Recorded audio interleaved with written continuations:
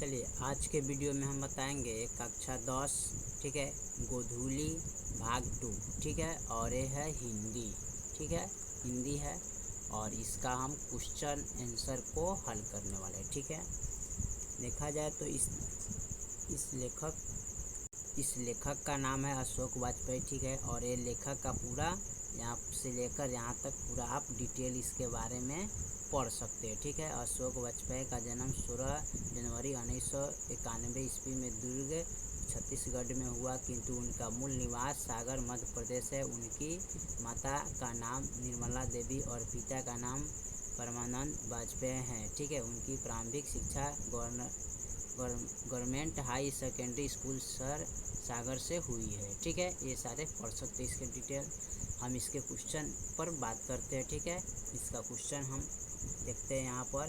ये चैप्टर है अभिनय ठीक है, अभिनय चैप्टर से है।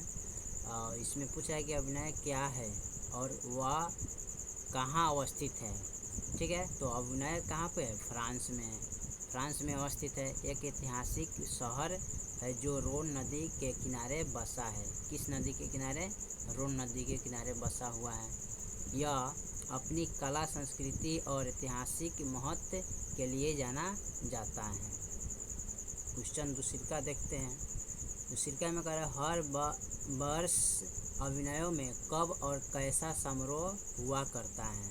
तो हर साल गर्मियों में अभिनयों में एक प्रसिद्ध कला और संस्कृति समारोह होता है जिसे अभिनयों महोत्सव के नाम से जाना जाता है।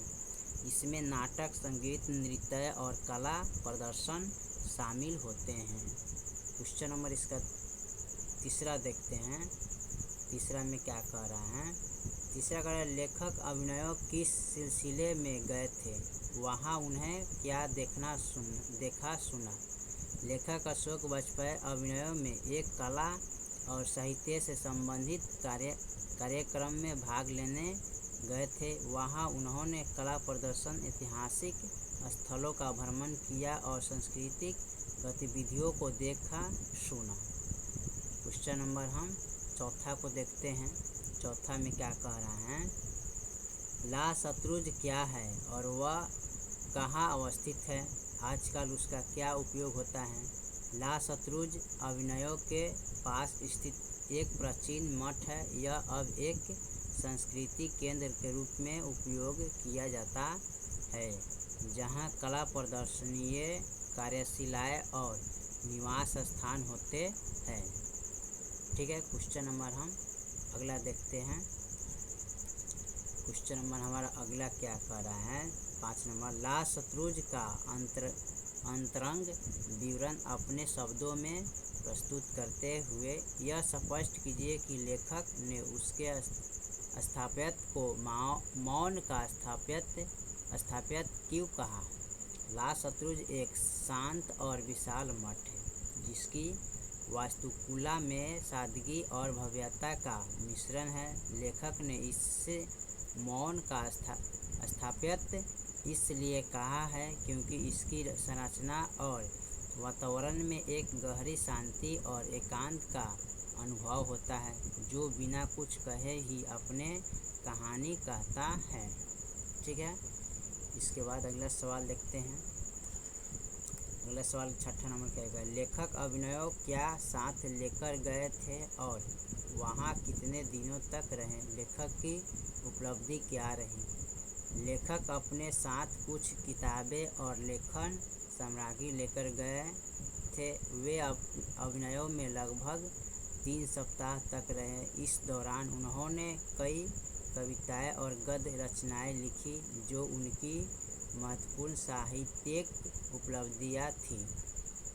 क्वेश्चन नंबर 7 को देखते हैं। 7 में क्या करें? प्रतीक्षा करते हैं पत्थर शीर्षक कविता में कवि क्यों और कैसे पत्थर का मानवीकरण करता है?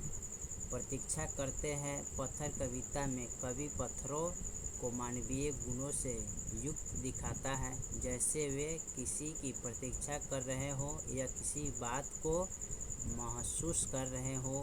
यह मानवीकरण पत्थरों की स्थिरता, प्राचीनता और उनके भीतर छिपी हुई कहानियों को उजागर करता है ठीक है।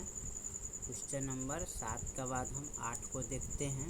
8 में क्या कर रहा है, अभिनयों के प्रति लेखक कैसे अपना सम्मान प्रदर्शित करते हैं।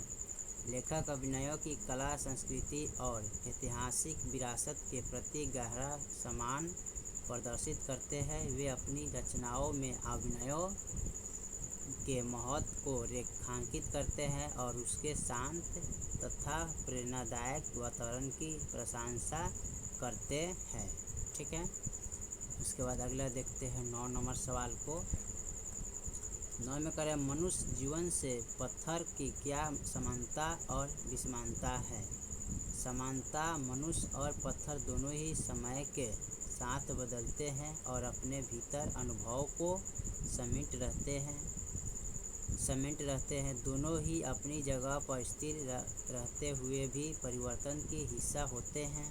विषमता, मनुष्य गतिशील और परिवर्तनशील होता है, जबकि पत्थर स्थिर और अपेक्षाकृत अपरिवर्तनीय होते हैं। मनुष्य में भावनाएं होती हैं, जबकि पत्थर निर्जीव होते हैं। ठीक है, क्वेश्चन नंबर 10 को देखते हैं। 10 में क्या कह रहा है। क्वेश्चन नंबर 10 में कह रहा है कि इस कविता से आप क्या सीखते हैं।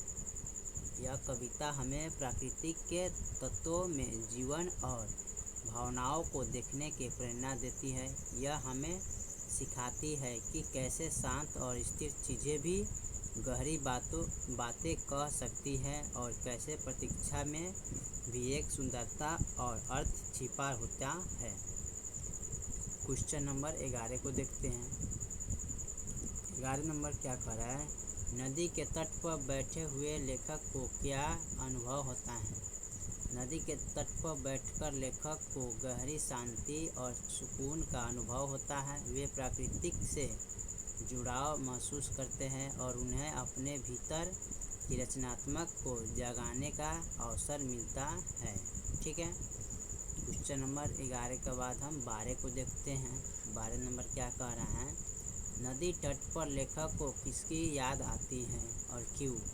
नदी तट पर लेखक को अपने प्रियजनों और बीते हुए पलों की याद आती है। नदी का निरंतर प्रवाह उन्हें जीवन की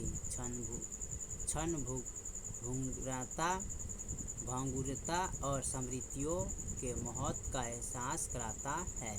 ठीक है, 12 के बाद हम 13 नंबर को देखते हैं। 13 नंबर सवाल क्या कह रहा है, नदी और कविता में लेखक क्या समानता पाता है।